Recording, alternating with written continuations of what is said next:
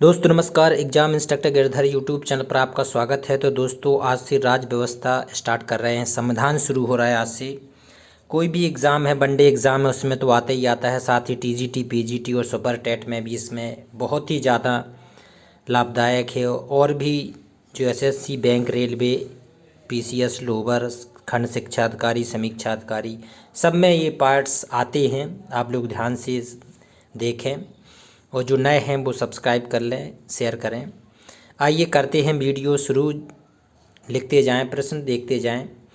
26 नवंबर 1949 को संविधान सभा द्वारा संविधान को अंगीकृत, अधिनियमित और आत्मार्पित किया गया है। 3 शब्द आते हैं, अंगीकृत, अधिनियमित और आत्मार्पित। ये प्रश्न आता है कि कब किया गया था ये, तो ये 26 नवंबर 1949 को ये किया गया है। तो दूसरा देखते हैं, उद्देश्य का से संविधान निर्माताओं के विचार को जानने की कुंजी कहती है। उद्देश्य का क्या है? उद्देश्य का से संविधान निर्माताओं के विचारों को जानने की कुंजी। उद्देश्य का को जो संविधान के सबसे ज़्यादा महत्वपूर्ण उद्देश्य का है, जिसमें संविधान की बिल्कुल रूपरेखा है, नींव है, क्योंकि उसमें सारा कुछ है। संविधान निर्माताओं के विचारों की जानने की कुंजी उद्देश्य का में है, कहते हैं नहीं, उद्देश्य का में है।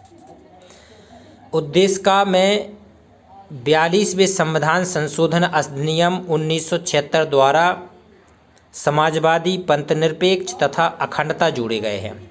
ये प्रश्न खूब आता है एग्जाम में कि समाजवादी, पंथनिरपेक्ष और अखंडता कब जोड़े गए। तो ये किस संविधान संशोधन के द्वारा जोड़े गए? 42 में संविधान संशोधन अधिनियम के द्वारा जोड़े गए 1976 में। 76 में हुआ था 42वां। तो ये प्रश्न तो बहुत ही ज़्यादा वेरी मोस्ट प्रश्न है ये। केशवानंद भारती बनाम केरल राज्य में कहा गया है कि प्रस्तावना संविधान का भाग है।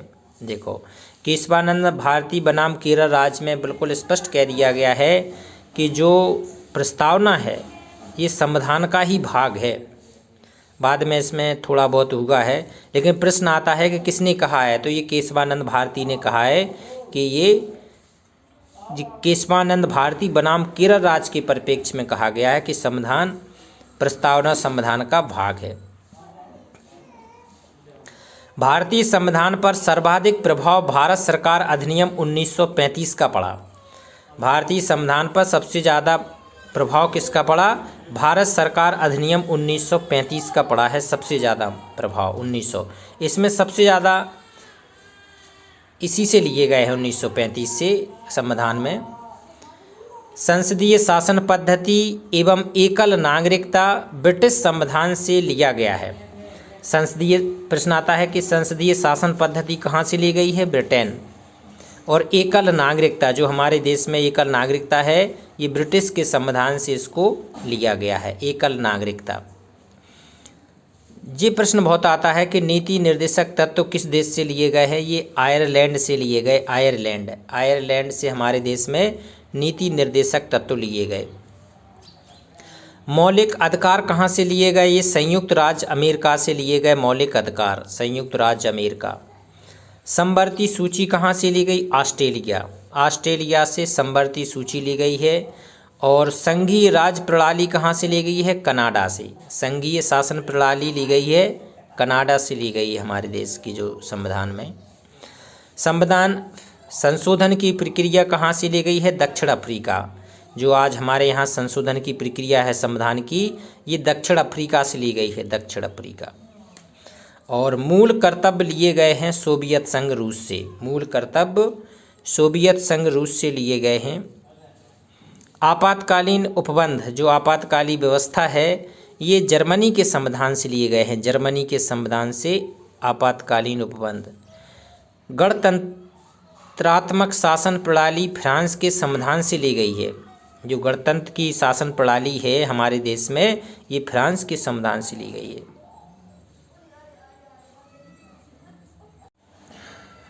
संविधान द्वारा नागरिकों को 7 मूल अधिकार दिए गए थे। जब ये संविधान लागू हुआ तब 7 मूल अधिकार दिए गए थे, लेकिन 44 में संविधान संशोधन हुआ था 1978 में, और ये भाग 3 से संपत्ति का अधिकार हटा दिया गया।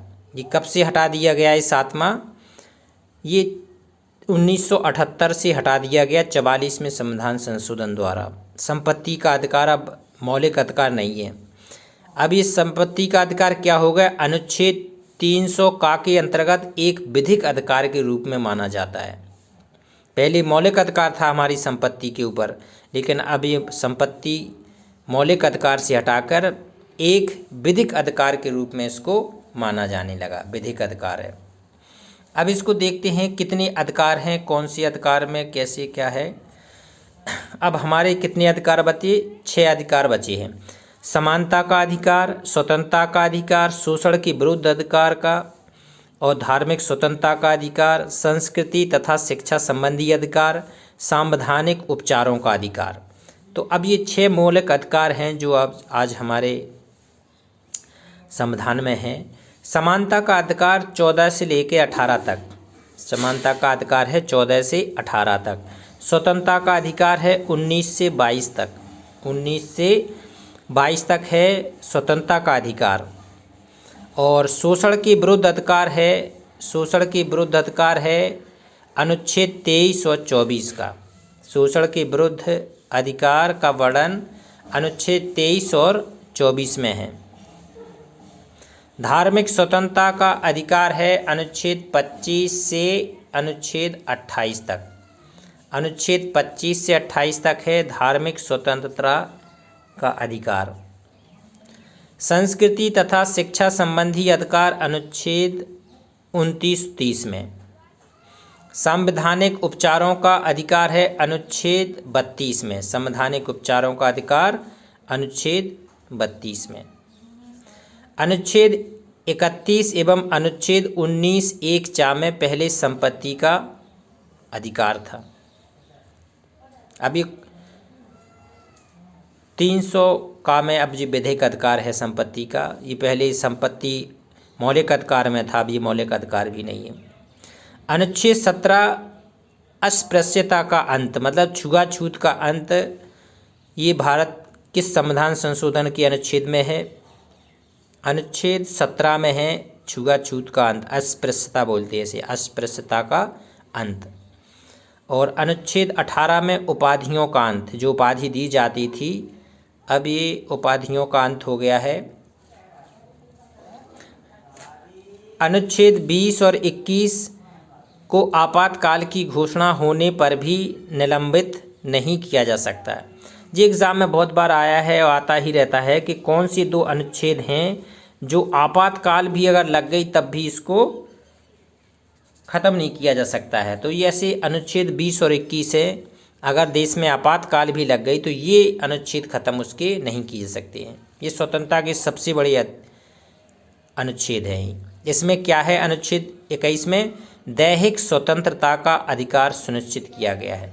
हर व्यक्ति के लिए उसकी दैहिक स्वतंत्रता का अधिकार है अपने शरीर के लिए, और ये उसको ख़त्म नहीं किया जा सकता किसी भी कीमत में भी।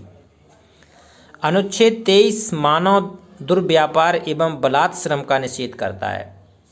दुर्व्यापार, मानव का पहले जो व्यापार हुआ करता था अब इसको पूरी तरह से ख़त्म कर दिया गया। और बलात्श्रम, ज़बरदस्ती मजदूर को बंधक बना के इसको भी ख़त्म किया गया है, बलात्श्रम।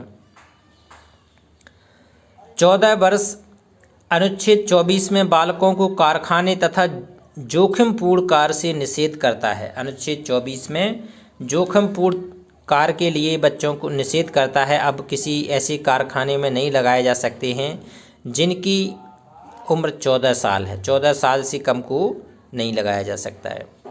अनुच्छेद 29 में अल्पसंख्यकों के हितों को संरक्षित किया गया है, अनुच्छेद 29 में। और अनुच्छेद जो 32 है, डॉक्टर भीमराव अंबेडकर ने संवैधानिक उपचारों के अधिकार को संविधान की आत्मा कहा है। अनुच्छेद 32 में क्या कहा है? संविधान की आत्मा। डॉक्टर भीमराव अम्बेडकर ने संवैधानिक उपचारों के अधिकार को, जो संविधानों का उपचार का अधिकार है, उसको संविधान की आत्मा कहा है डॉक्टर भीमराव अंबेडकर ने।